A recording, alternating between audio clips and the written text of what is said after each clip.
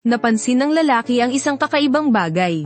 Ang tingin ng babaeng nasa harapan niya ay laging nakatitig sa kawalan. At ang kamay nito ay patuloy na kinakapa ang ibabaw ng mesa. Na para bang may hinahanap. Nang sabihan lang siya ng kaibigan niya. Tsaka lang niya nahawakan ang basong nasa harapan lang pala niya. At malinaw nitong ipinapakita sa lahat. Ang isang lihim na hindi naman talaga lihim. Oo. Hindi nakakakita ang mga mata ko. Ngayon ay tuluyan nang naintindihan ng bida. Kung bakit sa party na ito na puro mga estudyante sa kolehiyo.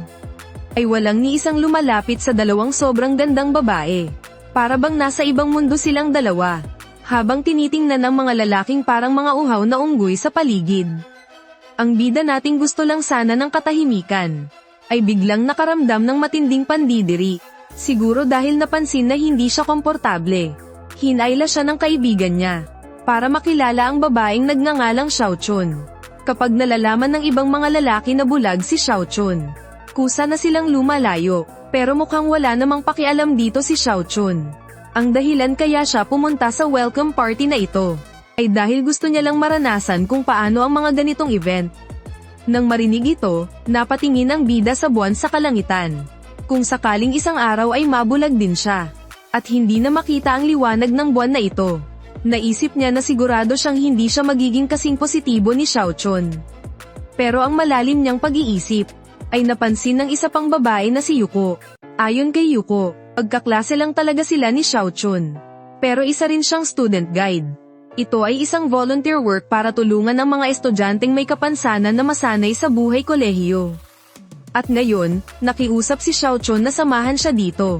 Dahil gusto niya raw talagang ma-experience ang mga party sa college. Para sa isang bulag na babae. Isa itong napakatapang na desisyon. Pero ang totoong dahilan kaya nagkukwento si Yuko ng ganito. Ay para tanungin sana ang bida natin. Kung interesado ba siyang maging student guide. Alam niya kasi na magkaklase ang bida at si Xiaochun tuwing Lunes. Kahit sa isang subject lang sana. Gusto niyang pakiusapan ng lalaki na maging temporary guide ni Xiaochun. Pagkarinig nito, tila medyo nag-alangan ang lalaki. Pero bago pa man siya makatanggi, si Kaharu na nasa unahan, ay biglang naharang ng isang bisikletang nakaparada sa daanan ng mga bulag. Sabihin na nating mukhang maliit na bagay lang ito sa pang-araw-araw. Pero para sa mga taong talagang kailangang gumamit ng daanang yun, sobrang laking perwisyo talaga nito. Kaya naman umaasa si Yuko na pag-iisipan ng lalaki. Ang naging alok niya kanina.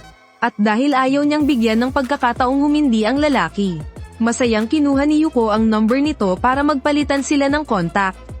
Sabi pa niya, kung sakaling kailanganin ni Kaharu ng tulong, tatawagan daw niya ito. Pero ang hindi alam ni Yuko, nilabag na ng pabor na ito ang matagal ng prinsipyo sa buhay ng lalaki.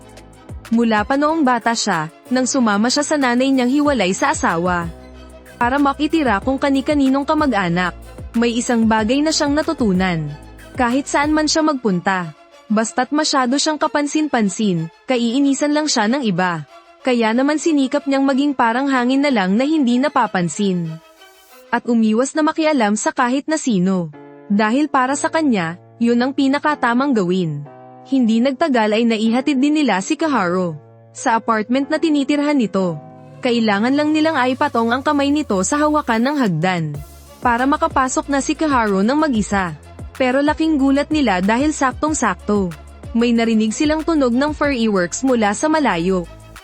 Sa banda yun ng university, di ba? Pwede palang mag-fireworks dun. Fireworks ba yun? Uy, ingat. Ang init naman ng kamay mo, Sor ano? Delikado yung ginagawa mo ah. Pasensya na. Wala yun, wala naman akong ginawa. Nang ay nalalayan ng lalaki si Kaharu palapit doon. Nakakapanghinayang pero tapos na agad ang mga fireworks. Kahit na hindi nakakakita si Kaharu. Gustong-gusto talaga niya ng mga fireworks. Pangarap niya kasing makapag-fireworks kasama ng mga kaibigan niya. Pero sa mundong nababalot ng dilim. Ano nga kaya ang hitsura ng mga fireworks? Hindi rin sigurado ang lalaki kung talagang positibo lang mag-isip si Kaharu.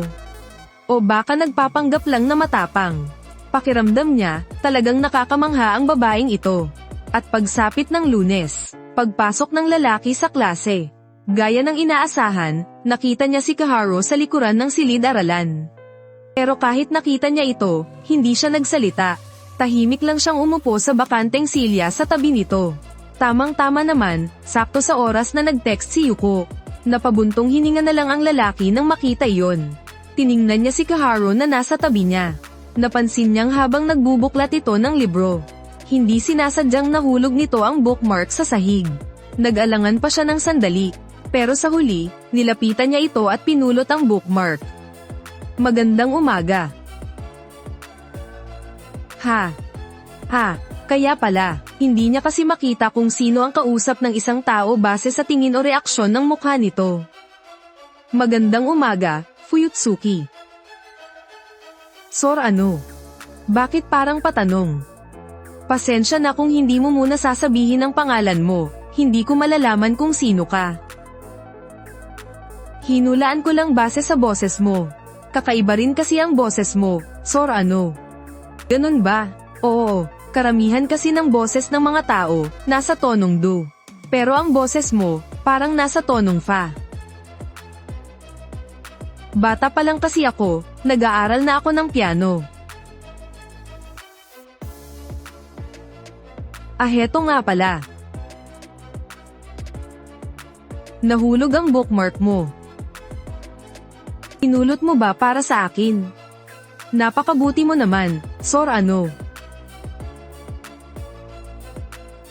Nang tumunog na ang bell para sa klase, napansin ng lalaki habang nagkaklase. Napanay ang tipa ni Kaharu sa isang bagay na mukhang keyboard. Na-curious siya kaya nag-search siya sa cellphone niya. At nalaman niyang isa pala itong makina para mag-take down notes gamit ang braille. At pagkatapos ng klase, nakita niyang inilabas na ni Kaharu ang kanyang tungkod. Ayaw na sana niyang makialam. At balak na sanang umuwi agad. Pero pagkaraan ng ilang segundo, napansin niyang ang tungkod ni Kaharu ay biglang nahulog sa sahig. Tiningnan niya kung paano hirap na hirap ang dalaga sa pagkapa sa sahig.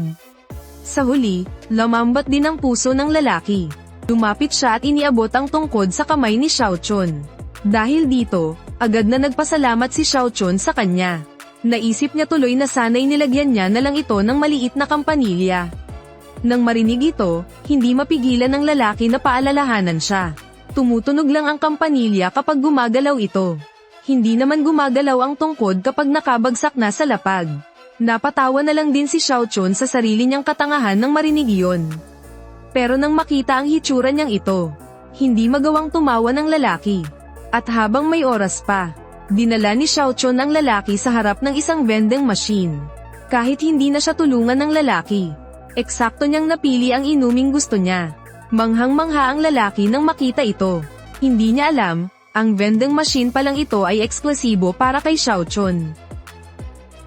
Teka, huwag mong sabihing nagmamay-ari ng mga vending machine ang pamilya ni Miss Donggayu. Siyempre hindi no. Ikaw kasi kung makapagsalita ka kanina, parang sa iyo talaga itong vending machine. Marunong din palang magbiro si Kongay.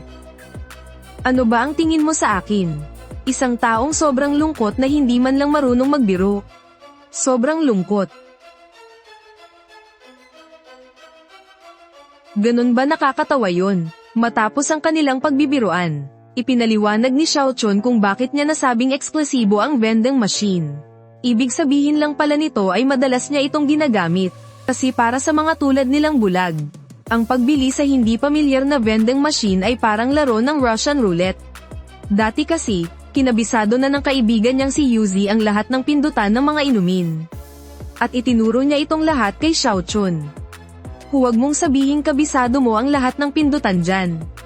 Sorry ha, pero ang natatandaan ko lang talaga ay yung para sa asukal at milk tea. Bakit ka pa nagmamayabang dyan? Naglalaro lang naman ng mga salita Kapag kasama niya ito, nakakalimutan niya tuloy na hindi pala nakakakita ang dalaga. Pagkaupo nila sa upuan, ipinakita ni Xiaochun sa lalaki kung paano siya gumamit ng cellphone. Mula sa mga kwento niya, ang mga taong may kapansanan sa paningin na tulad nila, ay wala namang masyadong pinagkaiba sa mga normal na tao pagdating sa pang-araw-araw na pamumuhay. Nang makita kung gaano kagaan at katapang si Xiao Chun, naaminin ang kanyang kapansanan sa paningin. Naghalo-halo ang emosyon sa puso ng lalaki. Kung siya siguro iyon, hinding-hindi niya magagawang ngumiti habang inaamin na pinalaki lang siya ng isang single parent. Napapaisip tuloy ako sa lahat ng pinagdaanan ni Xiao Chun. Kung gaano karaming hirap at pagsubok ang hinarap niya. Nagsisimula na tuloy akong maguluhan. Kung ano ang mga pwede kong itanong. O kung anong mga salita ang muling makakasakit sa kanya. Pakiramdam ko kasi, may nakaharang na hindi nakikitang pader sa pagitan namin.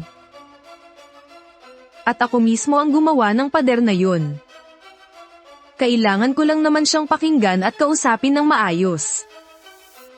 Alam ko akala ko naiintindihan ko yun. Sor ibigay mo rin sa akin yung sayo ah. Ha, sige. Pwede mo bang ice canto para sa akin? Ang profile picture niya ay isang litrato ng bulaklak na ngayon ko lang nakita.